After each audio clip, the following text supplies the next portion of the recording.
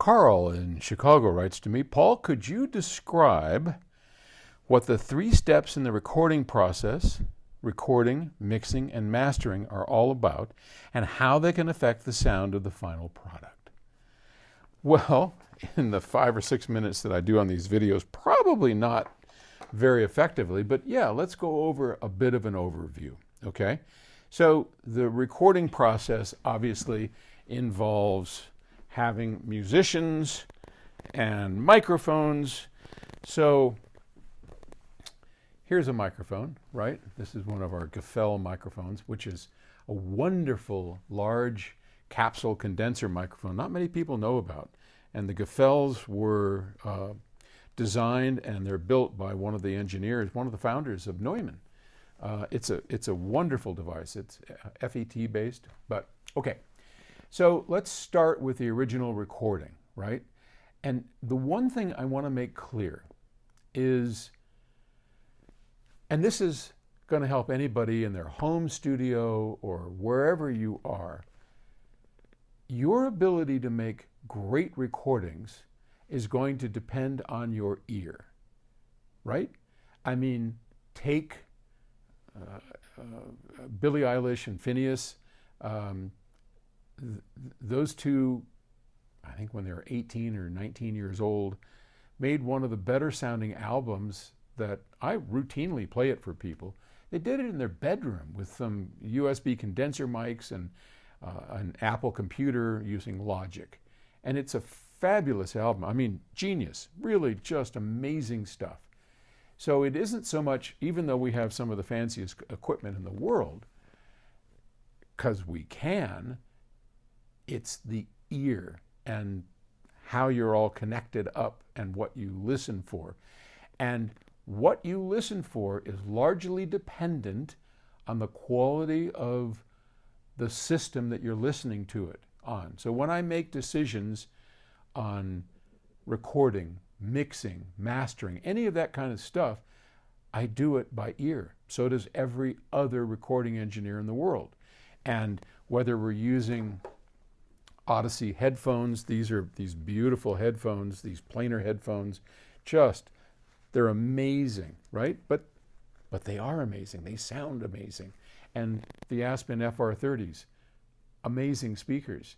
Now, do you have to have all this fancy stuff? Nope. But find something that works for you, that is really good sounding, because, as I'm about to explain, everything you're going to do is by ear. So let's start. Now, here's a microphone. I could have a guitar. I could be singing. What microphone I use, because every microphone has a distinct sound to it, and we're not talking minute areas. This Gefell has a certain sound to it that is applicable to many things and not so much to others. It's kind of big in the bottom end.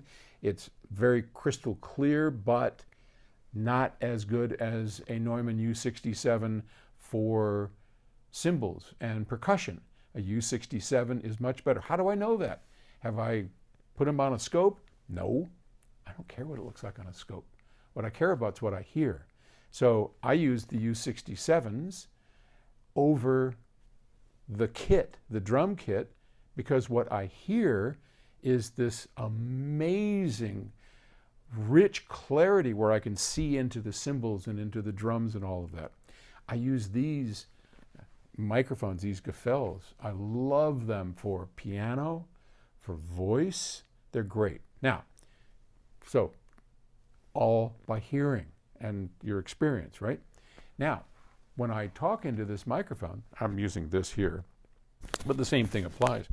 If I talk in here closely, you see how my voice changes compared to over here, right? Same microphone, but as I get closer to it, the proximity effect changes. Same thing here. How close is it? Sometimes if a artist has a really sensuous, soft voice, I'll tell them to get up and make love to the microphone. And they get up real close. And that proximity effect changes what we hear. You hear more down here than you do up here. Now, if it's, Robert Plant singing, you're going to want him back over here because he's going to almost yell at the microphone. So that's the kind of thing we can do. Choose what microphone we're going to use based on what we're trying to achieve and how we position that microphone. All of it done by ear. Okay? So that's the recording process. And then the next thing, of course, is capturing it. Well, that's pretty straightforward. We use vacuum tube Manleys because I like the sound of them. But at the end of the day, you're taking this and you're putting it onto a computer or a tape machine, whatever you're doing. And all you want to do is make sure that it doesn't clip, that you have enough gain, that it's not noisy, and you've captured it perfectly. There's no art to that other than the equipment that you use. The next phase is mixing. There's a huge art, one that I am still, probably will spend the rest of my life learning how to do it. Mixing is quite simply turning the levels up and down on various instruments. When we record, we'll usually use 16 to 32 tracks. And each of these microphones will be on one track. So if I have a jazz, a quartet, okay, I've got piano, now that's a stereo microphone. That's 2 tracks. Then I have a bass, a stand-up bass. That's 2 tracks because the way I record stand-up bass is I use the DI built into the stand-up along with usually a Sennheiser for the part where the fingers and the plucks are happening, because the combination of those two gives me the sound that I'm looking for. Okay, so there's another 2 channels. The drum kit, I use, you can see it, well, you can't see it here because you're not close enough, but I have a stereo overhead pair, which is the U67s. I have a snare top and a snare bottom, so that's 4 right there. I have 2 on the kick. Well, I'll have to explain all that, but 2 kick drum mics and 2 toms. And that's a total of 8 tracks just for the drums. So you can see how this builds up, right? And then you've got a sax player or whatever. And I do like to use stereo mics whenever I can, or dual mics in stereo. And then how do you mix those? How do you pan those to the left, to the right? What's the goal? What are you trying to achieve? Are you trying to make the next Billie Eilish record? Are you trying to make the next audiophile spectacular? Do you want it to just sound like the musicians are right in the room? All depends on what you are trying to do and how you're trying to achieve it. But that happens in the mix, where we set the pan, left and right, and the volume relative to others. How loud is the piano?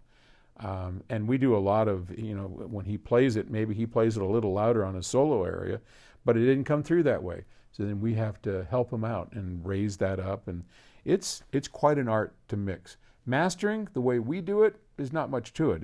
It's more mechanical. But for many people, mastering is taking it and making all the tracks on the album have the same sort of sound to it. So little adjustments to bass and treble can happen. Now, we take care of that in the mix, but not everybody does. So mastering engineers are very important to the general people that do this. So, okay, there's your lesson on the 3 things that we look for at Octave Records, and everybody looks for. At the end of the day, it's always the same process. It's just differences in the equipment you use, what you're trying to achieve, and how you're going to get there. Okay? Hope that helps. Have fun. Thanks.